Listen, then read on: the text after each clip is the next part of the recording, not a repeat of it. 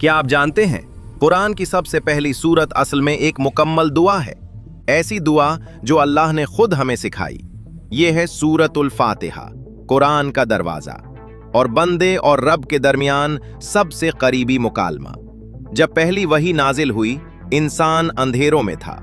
शिर्क, जुल्म, नाइंसाफी और रूहानी खला हर तरफ फैला हुआ था। ऐसे वक्त में अल्लाह ताला ने अपने कलाम की इब्तिदा किसी कानून से नहीं की, किसी हुक्म से नहीं की, बल्कि तारुफ से की। अल्हम्दुलिल्लाहि रब्बिल आलमीन, यानी तमाम तारीफें सिर्फ अल्लाह के लिए हैं जो तमाम जहानों का रब है।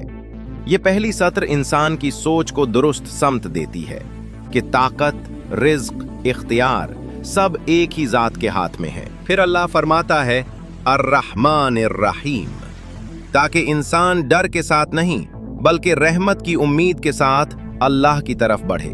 फिर याद दिलाया मालिकी यौमिद्दीन, कि एक दिन ऐसा आएगा जब कोई सिफारिश काम ना आएगी, कोई ताकत मदद नहीं करेगी सिवाय आमाल के।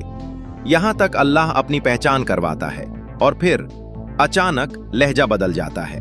अब बंदा बोलता है इय्याका नअबुदु व इय्याका नस्ताईन, ऐ अल्लाह हम सिर्फ तेरी इबादत करते हैं और सिर्फ तुझ से ही मदद मांगते हैं। ये वो लम्हा है जहां इंसान गुरूर छोड़कर अपनी हकीकत मान लेता है।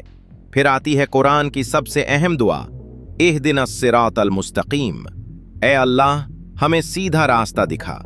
ये दुआ सिर्फ गुमराह लोगों की नहीं बल्कि हिदायत याफ्ता लोगों की भी है, क्योंकि इंसान को हिदायत मिल जाना काफी नहीं, उस पर कायम रहना सबसे मुश्किल है। आखिर में अल्लाह हमें वाज़े कर देता है कि कौन सा रास्ता मांगना है और किस से बचना है। उन लोगों का रास्ता जिन पर इनाम हुआ, न कि उनका जिन पर गजब हुआ, और ना ही गुमराहों का। सूरतुल फातिहा ये सिखाती है कि दुआ कैसे मांगी जाती है, जिंदगी कैसे गुजारी जाती है और अल्लाह से ताल्लुक कैसे जोड़ा जाता है। इसीलिए ये सूरत हर नमाज में लाजिम है, क्योंकि ये सिर्फ सूरत नहीं, ये बंदे की रोजाना अल्लाह से गुफ्तगू है। शायद आपने सूरतुल फातिहा सैकड़ों बार पढ़ी हो, लेकिन आज इसे पहली बार महसूस किया हो। अगर ऐसा है तो लाइक जरूर करें और कुरान की ऐसी महसूस होने वाली कहानियों के लिए चैनल को सब्सक्राइब करें।